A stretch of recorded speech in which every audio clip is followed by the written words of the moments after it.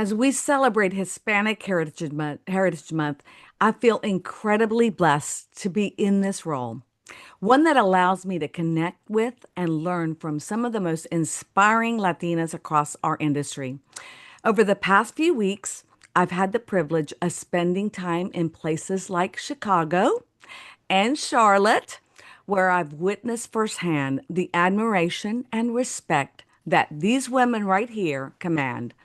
They are not only leaders, they are true trailblazers, women who are opening doors, shaping industries, and leaving powerful legacies. I'm so proud to know them and even prouder to share them with you all today. So grab your cafecito, everyone. I'm grabbing mine and settle in, right? I'm Teresa Palacios Smith, and this is Women Who Lead, a space where stories of courage, authenticity, and leadership come alive. Together, we're going to discover how women across the industries are breaking barriers, building legacies, and inspiring us all to lead with purpose. So, let me introduce our guests. And today we have Maggie Matthews. And Maggie is a broker, she's a mentor, she's a keynote speaker, and she's also a best-selling author of Latinas in Real Estate, volumes 1, 2, and 3. And I was just in Chicago as she released her third volume. Through her work, she's amplified voices and created platforms for Latina leadership across the country. So welcome, Maggie. I Thank really you. appreciate you being here. And I'm so happy to be here. Thank you. Next, we have Jackie Castaneda. She is the assistant sales manager with Berkshire Hathaway Home Services, Chicago's West region, located in Oak Park. She's a community advocate, a strategist who's passionate about helping agents and clients thrive. And again, she's also another great leader there in our Chicago offices. Thank you so much, Jackie, for joining us as well. Thank you for having me, Teresa. And also joining us is Ilhiana Rojas Saldana. She's the co-founder and president of United Latinas, a leadership coach and a DEIB trailblazer, helping us to shape cultures and elevate Latina leadership across the globe. And she and I were in Charlotte doing a leadership launch of that chapter there. And so again, it's great to have you as well here with us. Thank you so much, Ileana. It's an absolute pleasure to be here. Thank you so much for inviting me, Teresa. And finally, Ellie Sants, who is attorney at law and founder of ES Law, a bilingual advocate. Ellie guides her clients with clarity, trust, and expertise, serving us both as a voice of and partner in every transaction, and works very closely with us at BHH Chicago. So welcome as well, Ellie. Thank you. Thank you for having me. So one of the things I always ask, because I'm always interested in learning, especially for those that are in real estate, how they found their way into real estate. And so I'm going to ask this question of both Jackie and Ellie, because I know you both are with our offices and are in real estate. Jackie, how did you get and navigate into real estate? Was it by choice or by chance? I think it was definitely real estate finding me. I like to say it's been part of my world for quite a while. I grew up around real estate, around a lot of entrepreneurs in my family. My grandfather actually had his real estate license and owned several properties and would take us on what I know now today as showings for his tenants and meeting his potential business partners and things like that. So I at the time did not know where I was going. I just knew I was going to get a hamburger from McDonald's and a Coke afterwards for going with my grandpa.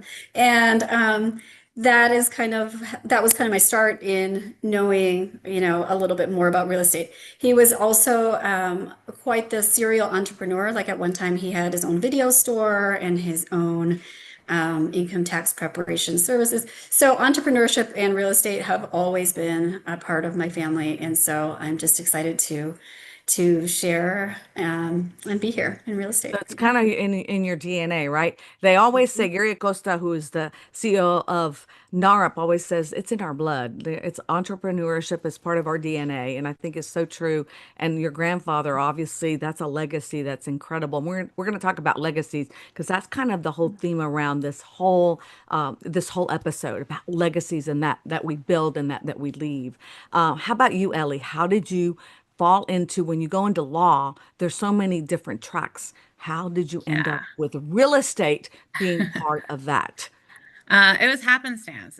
So I was in Big Law, doing international law in DC, and I had a classmate from law school who was living in Chicago and was working in real estate, and he wanted to expand the firm. So he kind of, for 2 years, kept saying to me, "Hey, why don't you check this out, see if you like it?" At that time, I was working over 80 hours, and I knew that, I wanted something different. So I took him up on the offer and I started learning real estate while I was in DC, and then eventually made the move and joined him. And then I worked there for about 5, 6 years, and then I established my own firm in 2022. And what brought you were in DC? What brought you to Chicago? So how? And the moving to join the firm here to do real estate. Wow, So the move to wonderful. Chicago is not only to change the law, but also I completely Change your uprooted my whole life. Yeah. So I life, took and the you love risk it. and it paid off. Yeah. Nice, wonderful. Yeah. Now, Maggie, you and I go a long way back because you, reminded me the first time you and I met, and I was really surprised to hear. And Ilhiana, you'll be surprised to hear this too, that Maggie was an introvert when she first came to us, the first time she walked into to a NARP event. And that kind of, now full circle, you've, published 3 volumes of Latinas in real estate. So what inspired you, number one, to launch this series? And what impact have you seen by giving Latinas a platform, right, to share their stories? And how the heck did you do this when you were an introvert to begin with, right? How were you able to do all of this? Because this is just, to me, an inspiration in itself, to be honest. Absolutely. And I think it just goes back to, that journey that we are all on. Doing this book and having Teresa as my MC was a complete full circle moment. I met Teresa in 2015. I've been in real estate for 24 years. So I've been licensed since 2001. And I had my own company for 10 years. So I wasn't necessarily an introvert, but I had my own company and I was kind of a lone soldier, right? I did investments, went through the crash, all of those things. So prior to 2015, and in my life as a daughter of immigrant parents and the oldest of 4, and my parents always working, they weren't entrepreneurs, they weren't natural entrepreneurs, they were working people, they were immigrants, right? So like all of our stories are relatable. They're relatable in a sense that we had to figure it out on our own, right? And it wasn't until 2015 that I went to an Arab conference, and I wasn't talking to anybody. I didn't know how to network. I didn't know the power of that, but I did notice Teresa. She was the president at the time, and I remember seeing her. And prior to that, again, I was very alone. I never had mentors in my life. I never had somebody that taught me real estate or life or personal development. So it was just very eye-opening to me. And she was there at that time, 10 years ago, things were very different for women, even just 10 years ago. And seeing Teresa, I would have never had the guts to go up and talk to her because, again, I was just very intimidated. But that particular conference, Nelly Galan was there. She was doing one of the breakout sessions.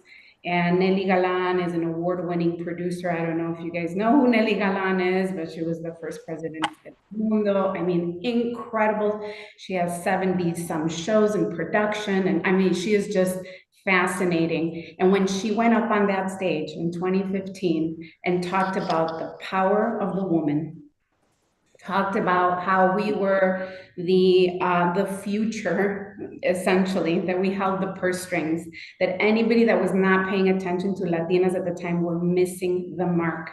And she had this movement called the Adelante movement. and she actually wrote a book called Self-Made. And that was the conference that changed everything. That is the conference where I met Eddie Garcia, who is the CEO and president, or at the time, of Realty of Chicago. And I know you didn't mention that, but I am, a leader and national trainer for Realty of America, once Realty of Chicago. And I met Eddie Garcia there at that very conference, and Nelly Galan lit my heart on fire. When I came back, I met with Eddie and Tanya Diaz at the time, which she became part of my first book. And we started to grow this company and literally never looked back. And the book itself, just the launch and everything, that was what prompted. I met people. I started All networking. that. I started going to Amazing. events in 2016. Me and Tanya started an event called the Deals and Heels, and we did it for our ladies. Because remember, 10 years ago, there wasn't a lot of There women wasn't. empowerment events. There wasn't a lot of talk about it. We were just kind of breaking into that industry. So we made a lot of noise, and we just realized how much of a need there was. And NARP has been pivotal. That's where I met Tina Maria Estrada. That's where I met Pamela Valenciano, which led me to my first book in 2017. So Nelly Galan actually did the forward for my second.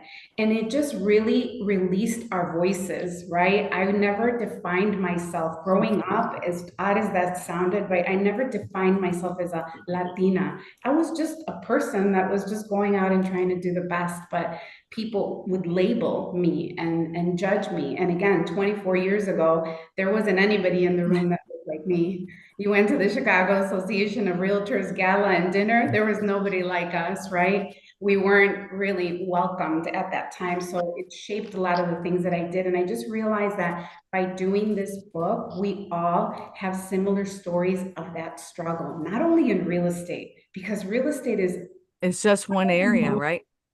I just, my hats off to any woman, man, it doesn't matter, right? Real estate is a very incredibly can be challenging job. But the fact that we all had something that unified us, which was the fact that we had to, at least for me, had to figure it out all on our own. I was talking to one of the authors yesterday. Her parents told her, just go get a job, just go get married. Which was the typical thing. Well, And one thing I wanted to Vic it, because you talked about voices and not being anyone in the room and all that stuff, which I want to pivot to Ilhiana, because that's what her story was too, in that she was in the corporate world and she didn't even recognize that she was Latinas and that she was a Latina, you mentioned, right? Because, being in that corporate space, you kind of get lost in that corporate world. And, I love the fact that Voices, right, and United Latinas. Tell me a little bit about why you decided that you wanted to co-found this organization, United Latinas. You are launching chapters, and Charlotte was one of those areas that you decided that would be a great place. And we found it, like you were saying, that was a place that there is a need for that, right? People are thriving, Latinas are thriving to unite and be able to gather and to be able to tell their stories, right? Absolutely, absolutely. And I just thrive in these spaces where we hear each other's stories and we see different lenses, but I think there's a common thread that we've all gone through. Like Teresa, like you mentioned, I did corporate for 20 plus years in high positions in Fortune 500 companies and never once realized that I was a Latina. I mean, of course, I come from Mexico. That's my home country, but I didn't understand what that actually meant for me because that's the space that I grew up in through 20 plus years. So you don't see the differences. And in the spaces that I was in, I was normally the only one, right? I was the only Latina or the only woman of color. In some cases, I was the only woman, period, right?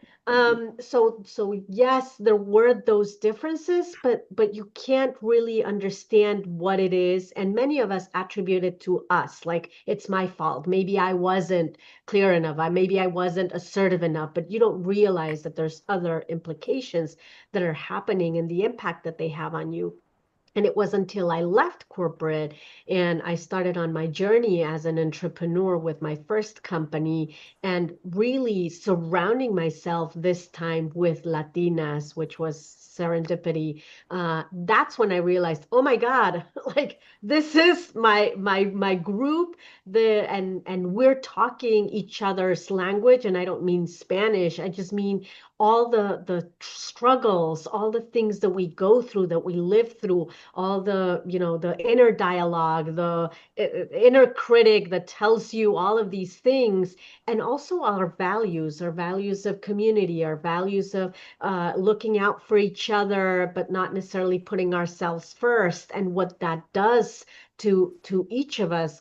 And that's where I understood that my journey was actually not a single journey. It wasn't my fault. It was a collective thing that we go through, and that we need to support each other to really elevate our voice, to really elevate our presence, elevate our confidence, and show up in our full self, versus trying to meet expectations of success that are not made for us. They're completely different than what makes us shine. And that's where the need to create this or community organization, because many of us are the only ones, and it was a way to bring us together, to see that we're not the only ones, to support each other, to lean on each other, and very importantly, to build that confidence through helping us, elevate our voice, our impact, and our presence. And we do that in a variety of platforms. Actually, books is one of our platforms as well. We have the Extraordinary Latinas book series, which we have 4 bestsellers and going right now into our 5th bestseller. We have public speaking platforms, and public speaking programs, because many of you mentioned public speaking is not something that many of us love to do, or we feel a panic, but we need to learn, and we need to hone in on our public speaking skills.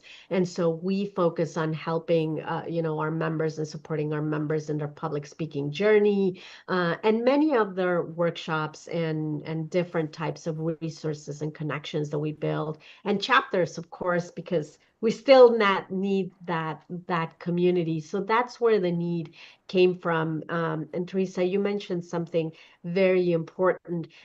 We need these communities of support to be able to thrive, and that's where many of us have connected. But I've done the math, because I'm an engineer from way back when, and even putting together all of the communities that currently exist between United Latinas and NAREP and Alpha and Prospanica and Latinas in Tech, and, like all of us together, assuming that each of us just touch on one Latina, which we don't, because we know that we share spaces in across organizations. But let's assume that we don't reach 1% collectively to the Wow. Latinas in the US. We don't. So the opportunity is huge, Huge. because we've now found home. We've now found those spaces of, of empowerment and of resilience and of moving together. But there's still 99% of That we Latinas haven't out even there begun in to the touch. United States that are still the only ones, and that are still going through what we went through in our different journeys. And to me, that's what drives United Latinas, because we need to grow significantly and partner and collaborate between all of us together, so that we can accelerate that process in the next 5-10 years. Because if not, then we're not going to be able to push the needle, so that then the generations that are coming behind us really have a different world than the one that we lived up. So that's my story. I That's what love it. drives me and wakes Oh, me up every day. I love it. Such, those data points are incredible. And I think, each of us definitely can make a difference and can definitely impact the lives of others. And again, the legacy that we can create and can actually make a difference with is where I think each one of us can certainly see the future, right? One of the things that I always talk about is definitely, as we look at leadership, because I want to make sure we talk about your unique experiences in the space of leadership, is as you look, in your past, and I want to talk about each of you, because I know that each of you have had unique experiences that you've had to deal with. And I'm going to talk to you, Ellie, because you have probably been exposed to a very male dominant field, right? How have you been able to, as far as deal with challenges, right? In your field, as an attorney, what challenges have you had to face as a Latina in law? And what advice would you give to young Latinas, right? That if they wanted to pursue, leadership in that space, that you could help them, in the future so that they could, you know, learn from you. Yeah, I think that this reminds me of, advice that I received from a mentor, also a Latina in the law industry. When I first started, she told me you need to get comfortable with being uncomfortable. And I think that has been true throughout my entire career and continues to be true. Law is a male-dominated field. I think the biggest challenges are making sure you're respected, but also communicating in a way that allows you to be respected and not, even though you may be right, even though the situation may trigger anger, learning to stay calm, communicate, and just stand your ground in a way that makes you able to work with everybody. It's sometimes you're the only female in a room, sometimes you're the only female on a team, and you can't control other people's perceived notions or how they may see you, but you can control how you make other people see you, and how you communicate with them. So I think that reminding that, you speak up, you stand your ground. If you're wrong, you learn, and if you're right, you lead. I love that. Sometimes that is the hardest thing to do, to control your anger, right? Because so many times you want to be defensive, especially when someone is attacking your knowledge or your experience, and sometimes more, right? Or but you want to be respectful and diplomatic. So I think that is the hardest thing you can do. So again, Yeah, kudos. having the same credentials as someone, but them questioning your credentials it's a difficult conversation to have. Yeah, again, that is really some of the challenges I had early in my career. Definitely always having, especially in real estate, because you work with so many people that are from different nationalities, and sometimes you have to respect the cultures that they're coming from, but you also have to realize, gosh, I just want to shake them and say, listen to me. I do know what I'm talking about, right? Yeah. But again, be respectful to their culture, as well as also earn the respect of the knowledge, right, that you have in real estate, because it does happen. How about you, Jackie? Has there ever been a situation or scenario where you felt like, okay, as a woman in this business, as a Latina, how do have you had that situation or scenario happen with you? So not in this business. This is actually my third career. First career was in Hispanic marketing. So I will tell you a little bit about being a young manager in that space. It was for a consumer packaged goods company here in Chicago. I won't tell you the name of it because you will absolutely know it. I was a young sales manager, all of 23 or 4 years old. And I had a great mentor there. She was amazing, did everything. She was my champion. And sometimes she would send me on these, missions, right? Like, okay, go see how you do in this scenario. So anyway, long story short, I had a series of production meetings that I had to attend, and it was all men, all Hispanic men who had been there for a really long time. And in I walk with my report, my sales projections, and like asking them to make X amount of this product. And it took me a couple of times of attending the meeting for them to really acknowledge, like, okay, she knows what she's talking about. She's here with these reports. She is, working in the sales department with these sales reps. She knows what's coming in. And so it did take a little bit to get them to respect me. Acknowledge. But I was young, all of 23 or 4 years old, I can't recall, but there was definitely a lot of moments where um, I always think about my dad because he says, keep a positive attitude. What you can control is your attitude and how you react to things. And that's what I did. And preparedness, right? Like I always knew that my numbers were right. And, I had a really good leader behind me and she mentored me and shaped me and always gave me the confidence to say like, hey, these are our reports. This is what we know that we see coming through the pipeline. And she just really encouraged me to grow and to just be confident in knowing that I was prepared. And, I got through it. I was at that company for 10 years and moved up probably 2 more times after that. So you just get through it and just be prepared and be confident in that you know your stuff. And, I think the respect will follow.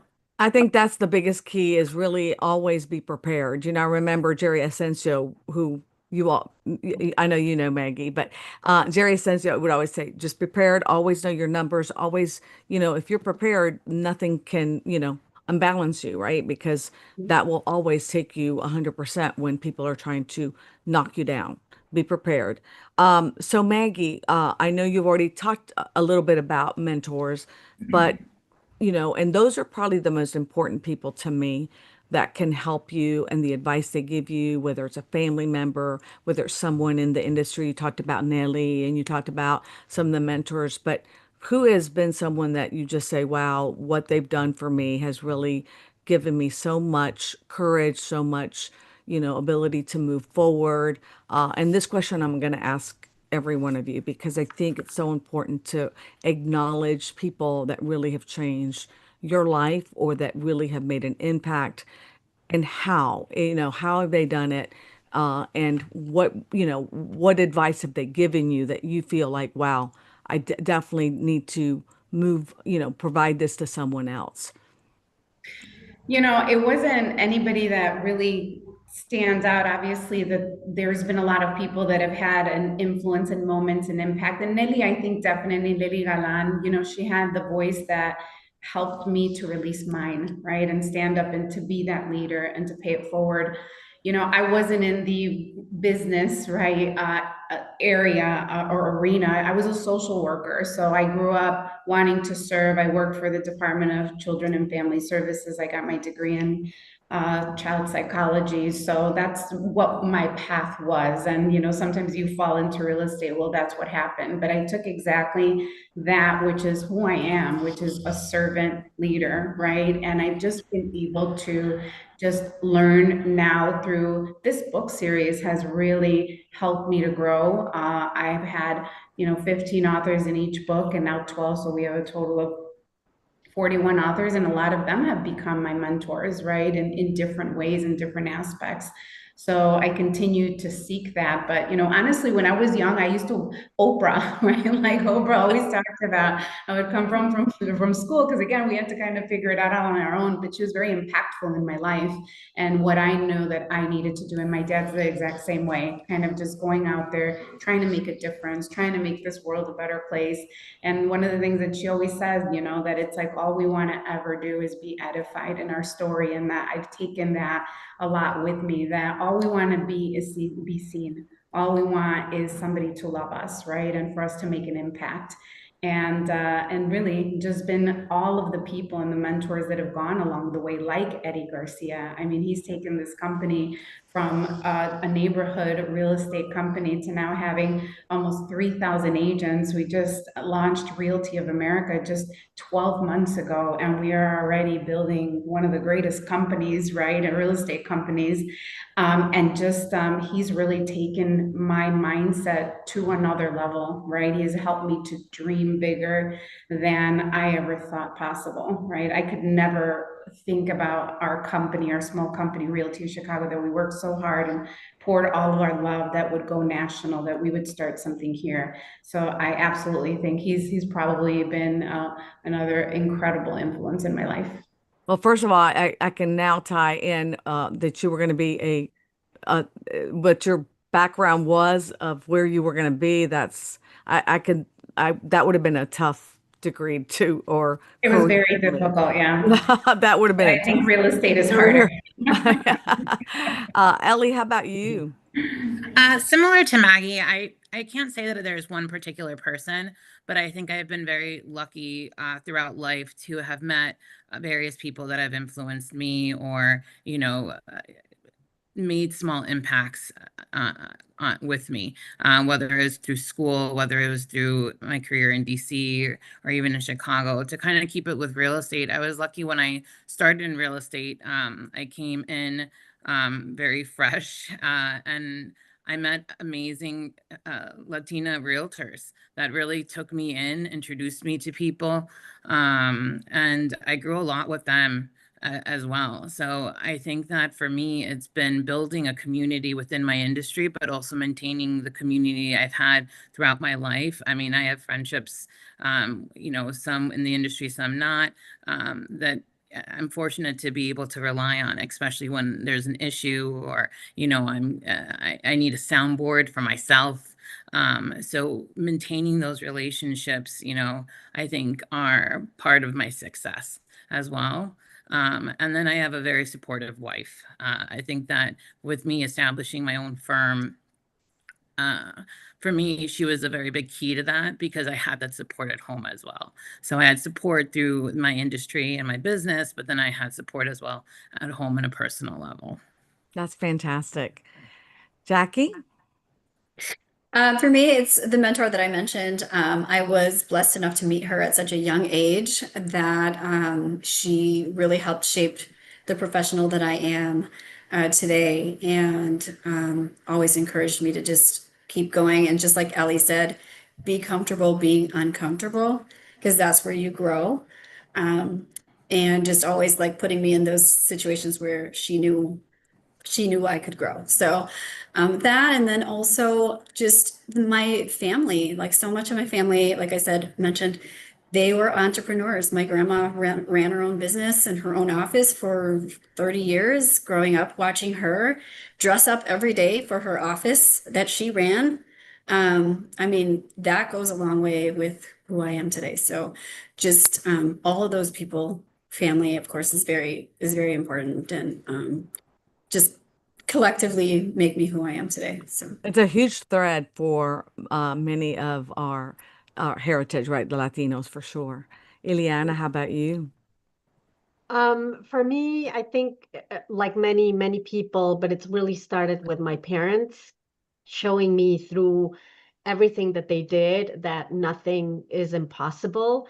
And then as an engineer, I realized that any problem is just an equation to be resolved. So it confirmed that nothing is impossible kind of mindset. And I heard somebody once a while back say, you are the result, or the summary of the people that you surround yourself with. Right. Going back to these equations mindset, and that has led me to realize and to always push myself to see, who am I surrounding myself with, who's inspiring me, who's pushing me, who's advocating for me, who is challenging me out of my comfort zone to be more, to do more, right? We tend to fall into that comfort zone very easily without even noticing. So it does require intentionality every day to think about, okay, am I where I need to be? And who's missing in my circle that will get me out of that, out of those routines, and continue to help me grow, so that then I can bring others along, right? This is not only about us rising, but it's who are we pulling with us to rise as well. So those are the type of mantras and the guidance that I've been following through all my life, and that have guided me. But it really started with that in mind. First of all, I love that, but I have to ask you this because I'm dying to know. You started in engineering. Okay. Yes. Tell me a little bit. Because from engineering to where you are is totally, my husband was a nuclear engineer. Okay. And then he was also a physicist. So he got, double majored. Engineering and to where it's a totally different dynamic. Practicaste en Mexico. Tell me a little bit the background of engineering. What kind? Actually, I'm a chemical engineer. Okay. And actually I shared in Charlotte, right? I'm a prima ballerina on the one hand, or was a prima ballerina a long time ago. And on the other side, I studied chemical engineering. So that duality has always lived in me. And once I graduated from chemical engineering, I went straight into Procter and Gamble. But actually, I went into marketing. That's where my career sort of went into marketing and sales. But the engineering has always been, near and dear to not only to my heart, but to the way that I approach life, and being able to use those principles, use those processes, use that way of looking at life to be able to then connect the dots, and build from there. That makes sense now. The analytical, the química in you. Okay. I gotcha. The data, because Always, always. For me, numbers. And even public speaking, somebody was mentioning like the public speaking piece of it. To me, it's a process, right? Many of us are afraid of public speaking because we don't know. But once we know sort of how to go about it and the yes. process, then you can connect with your voice. Then you can show up. Then the nervousness is still going to be there, but now it's going to be a controlled nervousness. So yeah. That's I how the brain love it. works. I love it. That's great. I was just curious. Okay, where, how did that come about? All right. One of the things I always love to hear because we all have breakthrough moments, those moments that really define us, that we go, wow, this was like, aha, or I'm so proud. And it can't be about children, right? Because obviously our children are our proudest moments. We love our children. So, what has been that moment where you went, I cannot believe this? Oh my God. Oh my God. I'll start with you, Jackie. Okay. For me, it was graduating from the University of Illinois at Urbana-Champaign. I will tell you that I went to a small private Catholic high school on the southwest side of Chicago, and I had a very old school white male for a counselor, and he told me, "You're never going to get in. Don't apply." Now, had I listened to him, I would be on a completely different path today, for sure. Um, and that meeting that I had with him has stuck in my brain for forever, forever. Because it reminds me that I can do anything that I want to do, and anybody that tells you you can't, um, you don't have to believe them because they don't control what happens to you and the outcome that is possible for you. So, and I tell my girls, I have three daughters, 11, 14, and 16, and I tell them that story all the time because it is so important to who I became. And I know that it's those jobs, those counselor jobs, it's easy to listen to those counselors because you think in that position, they know what they're talking about. Don't listen, like just, okay, don't apply. And had I listened to him, I would have probably been on a very different path. So, that for me was my aha moment that I can achieve anything I want to. And from that point on, I've just been pushing myself to different levels in different Jackie, things. that So, makes me cry. I hate when people tell you, don't even apply, you're not going to get in. Don't even Yeah. it just makes me, it angers me, right? It just for me, it's like, you just watch me. You just watch me. Like that just the reason for me just to say, you just gave me the reason yeah, for me to do it, right? yeah. And I love that you did it and you are there standing with your diploma. Did you go back to him and say, look, I got my diploma? Because that's what No. you want to say that, you want to do that. But I love that. Thank you, Jackie, for sharing that. What a proud moment. That is beautiful. That is beautiful. Beautiful. Thank you. Ellie, how about you? I would say my proudest moment is starting my own law firm, establishing my own law firm. I knew by the time I was, contemplating doing it that I had the lawyering part down, right? I have over a decade of experience in law, but back to being comfortable with being comfortable with being uncomfortable.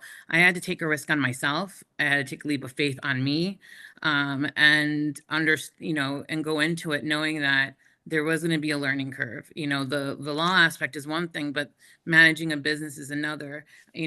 Getting clients is another. There was a lot of unknowns in starting the firm, and I think that was the biggest discomfort for me in starting that I was starting something that I couldn't guarantee would succeed. And it was on me to kind of get it done. And I am so grateful that I did.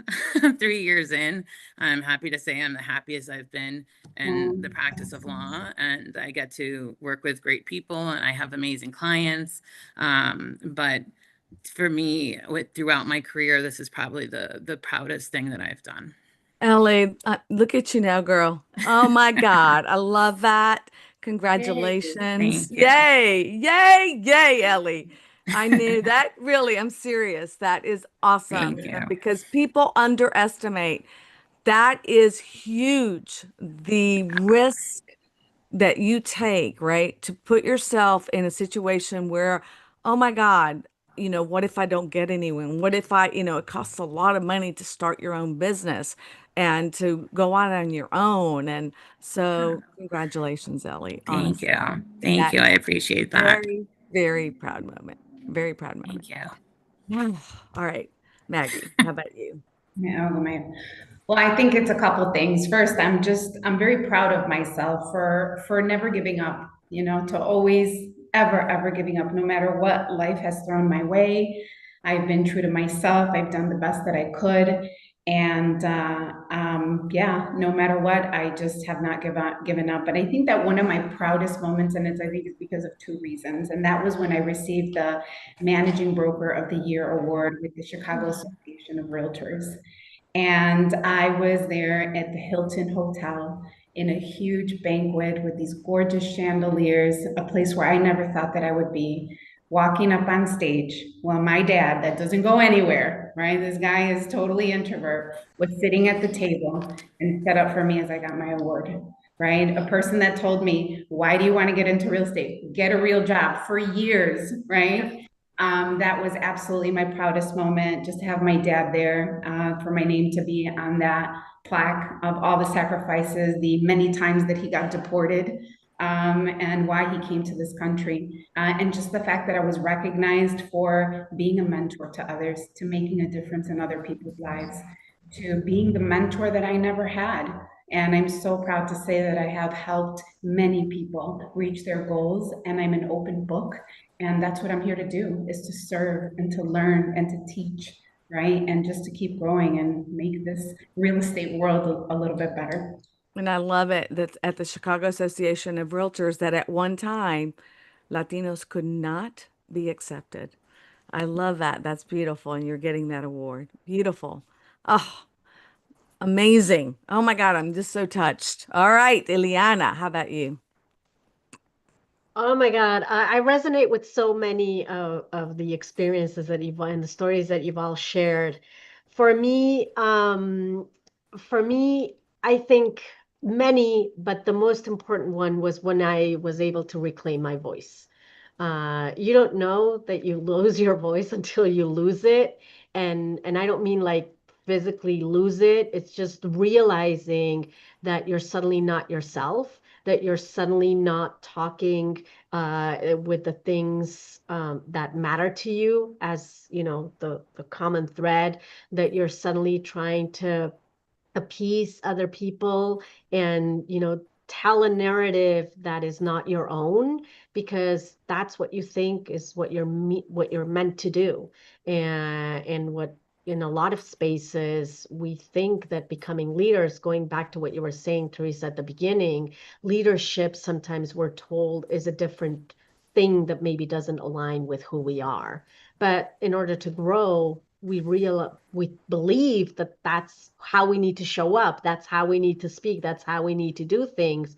But when it doesn't align, then in a way it starts not being cohesive with your own voice, until you become silent. And that happened to me, and it was a very, very dark moment, until I was able to break through and reconnect with who I am, with realizing that I'm a Latina, because I didn't know that I was a Latina until 6 years ago, and what that meant for me, and being able to reconnect with my voice as a Latina, with how I'm showing up as a Latina, how I build into that confidence and everything that I do, and standing proud and saying, yes, like, don't shush me, don't push me back, don't put me to the side. Like, this is what it means, and not only for me, but also for others as well. And not being ashamed of it, not feeling the guilt, not feeling all of these other things. And still, like, the imposter syndrome still happens, right? It's still there. That inner critic voice still comes in, that shushes, sometimes tries to shush my own voice. But now I've learned to then lean on my other, Latina sisters, to say, okay, can you help me in this moment, and reconnect in that moment with that. So that is something that I keep front and center always, in terms of reclaiming that voice and that narrative, and now helping others reclaim theirs or identify theirs, and being able to show it, with full confidence and pride, and loud and proud, and Yeah, that's who we are, and it's okay, right? We don't have to be ashamed. that's who I, we are. oh, that is, again, that is such a deep, deep moment when you truly discover. And many of us discover it early. Many of us discover it late in life. Many of us discover it, this is who I am. And I love that you shared that, because that's a very private, when oh my God, why am I doing this? I mean, this does not align with me. And for you to say, wow, I'm a Latina and I'm proud of that. And what am I thinking? This Where's is the who I am, tissue? Where's my right? tissue? This is who I am. And yeah, right, right, exactly. It is And something, I was telling Ileana for a long time, which I talk about mi Ruana story, right? Where yes. I did not honor that. It was hard for me to do that. But in any case, thank you for sharing that, Ileana. I really appreciate that. And for all of you sharing that. Believe it or not, we are out of time. We're almost done with this. And one of the things that I always like to hear as we wrap up this wonderful, wonderful time that we've had together is, I know, right? Because we all just, is we all have wonderful things that we want to pass on to others. And many of us have wonderful quotes or books or inspirations that, people have given us, or advice. And I like to end the show in an upbeat, way. So as we wrap up, is there a book or, something that you want to leave the audience with, that you want to recommend? And I'll start with you, Ellie. Is there, a book, that a mantra, anything that and you can do all three, a podcast, something that you want to say that you want to recommend to our audience? Yeah, I don't have a book, but I think I kind of alluded to it before. I think my mantra that I try to kind of remind myself is to trust myself, to speak up, to take space. And I think I said this before, that if you're wrong, the worst that happens is that you learn something and you do it gracefully and you own it. And if you're right, then you lead. And I tell myself that because, we all get nervous. We all have doubts at times, but there's only two ways that can go. I'm either going to learn and I'm going to be, wrong, and I gracefully accept that, or I learn and I lead and I move forward with it. So I would say I encourage that, especially as a female, especially as a Latina, that, trust yourself, and be okay taking up that space. I love it. And that's beautiful, right? Because we all learn. And that's the only way that really that you are always moving forward is by failing and learning from it, right? Yes. Yes. Perfect. All right. Jackie, how about you? Taking risks, like sometimes you're not quite sure, but if you know in your heart, you're like, I'm going to take this risk and see how it goes. And not being afraid to do that. Ellie, I love that quote that you just said. As long as you can find real estate for me is this beautiful intersection of community building and helping people as well as finding their home. So it's just this beautiful intersection of those three things that I'm super passionate about, and just finding ways that you can give back to your community and also find passion while doing it. And I think, take that risk, and you never know where you'll end up. So Beautiful. yeah. Ileana? My mantra is now my purpose in life, which is to believe in the power of your voice.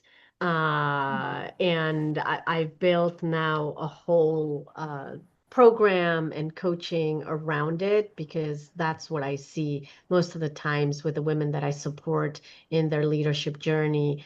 It is the biggest thing that's missing for them to go from great to extraordinary, and it has to do with that owning your voice.